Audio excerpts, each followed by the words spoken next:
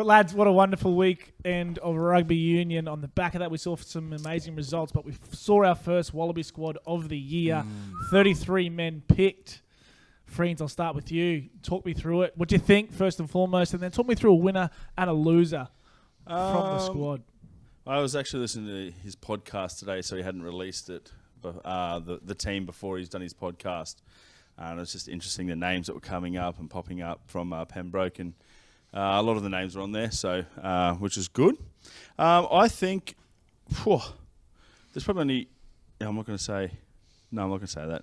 Don't say it. Say it. You've got Joey. You've got Joey excited. No, I think there's some well really, really good names in there, and obviously there's a couple of names that I'm a bit upset that they're not on there.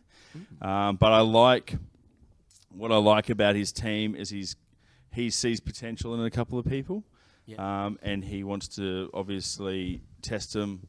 Give them a crack and obviously see if they want it. And if they don't want it, I guess maybe then they're going to be really blacklisted. But at least giving him a crack, which I like. And, he was just sort of saying how he wants to see how they perform at that next level when they train from Reds to or wherever to Wallaby. So we'll see. But anyway, my winners. Yeah, you're going to say it? I thought you wanted me to waffle on a bit longer. You would have said waffle. Who was your biggest winner? Yeah. Good one. My biggest winner, and we've been talking about him for ages on this show, is Carter Gordon. Yes. He's just showing what he's made of week to week at the moment. They're giving him time, and he's just absolutely killing it. I'd love to see him. He's leapfrogged my previous 5/8s for hope, because I didn't think he'd be in this, but now he is. So he's going to take it. We're going to win the World Cup. Losers, our good mate Alex Muffy. I thought he was a bit of a loss. He's been playing some good footy, and he's just a good bloke, good team man, and really like him. And also Corey Toole. He was another one I thought would just be a wild card. Has been playing out of his skin, above his weight. I thought he deserved a crack. So I think Marth obviously really deserves a crack, but I think he's injured. So I think he's been ruled out. Carter Gordon obviously well deserved. He's been the form fly half of the whole tournament so far, in my opinion. And Corey Toole's an interesting one. I think he's prioritised Max Jorgensen over Toole. He likes bigger wingers, so obviously that's why he's kept Vunivalu and the likes in the mix. But I think he's prioritised Max there. With the Muffy exclusion, I actually don't mind the Jordan Ulysses coming in. I actually rate him. I've rated him, so I'm pretty glad he's there. And he's got an opportunity anyway to prove himself. Like it. And what about you, Das? What was your thoughts, mate? I'm not going to say. Big winners, obviously, mate. I don't know if I wouldn't say he's lucky to be in the squad, but Josh Fluke. I don't think he's well earned his posse there. He's just such a solid outside centre. He's just killing it at the moment, and that one's definitely on form with Flukie being in, I think. And big omission, who's been playing really well, Harry Wilson. I thought the last 4 or 5 games, even when the Reds aren't performing well, he's one of their top 2-3 players, Harry Wilson, and always. And I think part of the issue of last year, the year before, when Harry would finally get his crack in the Wallabies, would be a team that they've changed 3 or 4 or 5 key players, and it's like, well, we played badly, Harry, you're out again. And I think if he was to be put in that Wallaby team with a full strength team, I think we'd see him carve up again. So I think that's a big omission for me. I think he's fantastic player, and you never fault his effort. But I just think some of the back rows we've got at the moment are just that little bit more dynamic. But like Rob Valentini, he's the best player almost every week. And you've got Peter. There's a lot of. I just think there's so much depth there.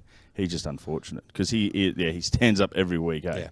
He does not shy away from anything. I think it comes down to the balance of the back row. If you look at Harry, he obviously carries the most out of anyone in that red side, but he does a lot of the shitters as well. His constant work rate in and around the breakdown and defensive efforts is just unbelievable. And I think that dynamicism that you're talking about from the other guys is probably what's rating them a little bit above Harry at the moment. He's probably just that third guy, you know what I mean? You got Rob, and then you got Lungy, and then you got him who's just championing the bit. But I thought, we might lose him to overseas, but from reports that we're getting through, it sounds like he's pretty close to hanging around, which is good news for everyone involved. Yeah, that would be really good. Be good, interesting to see how the Reds go if they get new management. Obviously, there's talks about it next year. Wait, do you know something? No, not really. I just read the papers. Papers, good news. Made it up. Whatever. We're getting a new coach next year. Woo! Come on now. Maybe if we start the rumour here, maybe we might, Sorry, Tony. start a trend or something. And what about for you, Joey? But yeah, no, I quite like the squad. Obviously there's a lot of strengths. Who's TBC? No, just joke. Shit joke. Carry on. Hold on. You can say that one, but you wouldn't actually tell us who your emissions or... No, because it's a positive show. We're keeping things positive. And I'm not going to get negative. This is Joey's. From now on? This is From now Joey's time. Yes, sir. Is my mic working? Hello? Testing. Hello? Joey, continue. Oh, yeah. Continue. Yeah, see, to continue, that's what TV is. Yeah. I quite like the squad. I quite like the fact that there's a couple of players that are really pushing from some key spots in there in terms of centres, knowing that we've got a couple of players that are out. So for one of my winners I had that I selected was Max Jorgensen. I thought that he's played quite well. Yes. One of the big things that I love about Maxi is just not only his ability to be able to, his talent to play footy, but I think this year we've seen a lot of maturity in regards to a lot of the decisions that he makes on the field, whether he's going to run it and put his body on the line and knowing when to choose contact or knowing when to, you slick draw and pass. And I think his rugby IQ is quite up there. So to see him in this squad, I thought that's awesome to see. And one of the losses or one of the losers that we talk about, I think, is definitely going to be your Hunter Paisamis. I think we are definitely going to we're missing a lot of. Sorry, did something happen? Is he injured? He's injured. So he's done his MCL. He's out for 6 weeks, and that's going to be a big loss for the Reds as well. Yeah. But one of the biggest things that Hunter brings and that we're going to miss in these next couple of games, whatever it is that that we're going to have with the Wallabies, is just that intimidation factor in the centre. Because when you're going to be running, through the midfield, you got to be hitting holes, or you're going to get a hole put through you by Hunter. So if you're not going to do that, then that's something that we're going to be missing. And that's, one of the biggest losses that we're going to have. Yeah, I agree. And I think Max Jorgensen's probably the key one to talk about there is he's got a big future in the game, right? Obviously, they're already talking about extending him and keeping him around. But the maturity he showed as an 18-year-old, firstly winger, now he's made his jersey, that number 15. He's just been outstanding. His decision-making under pressure has been phenomenal. And he's going to continue to develop and evolve as an athlete, but he's been really, really impressive.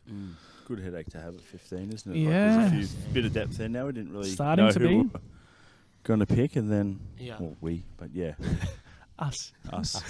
collectively. What about you, Dal? It's an interesting one for me. He talks about, picking on form, you know what I mean, and players pick themselves. So obviously the majority of that squad I think did, and I think there's no real surprises. But there's a few that I thought were a little bit, you know what I mean, how you going. But I think like you touched on, friends, maybe it's based around he sees, something in them and he feels like maybe bringing them into his environment, he can get the most out of them. So Suliasi Vunivalu was probably the biggest winner for me out of everyone. He's a wonderful athlete, and we've seen him across, the NRL and at Test level now, and we've seen glimpses of it in Super Rugby, but he just looks like he doesn't get out of third gear anymore. Yeah. I don't know whether it's just a trust of the body thing or because of the injuries that have built up, but he looks like he needs to just open up and be free. So I'd love to see him obviously come good. But me, for the biggest loser was probably Tatey McDermott. He's been a part of the system now for a very long time, and I don't know how many times he has to keep proving himself at that level. You know what I mean? On the weekend, he was What does he do wrong? Don't know. I on the weekend he was outstanding against the Crusaders, and they'll take 3 nines to the World Cup just with all the protocols in and around head knocks, etc. But he's one I think is just it makes for a really good week. Brumbies play the Reds up in Queensland. Watch for the Reds to come out and really be firing. But there's a lot of positions now where it becomes personal, and maybe that's what Eddie's doing. Maybe he's trying to create a little bit more competition amongst the players, the Valentinis, the Wilsons, the McDermotts, the Lonigans, the Whites. All that kind of stuff starts to play into it. But there was one interesting thing on his potty about the Brumbies. He obviously hasn't selected it by that point, but the Waratahs Brumbies game, he goes, this is going to be a massive selection game, and to see how they go against each other, blah blah blah. So, that's. I think he is. I think that's what he's doing. And he's playing games. Emotional terrorism. Perfect.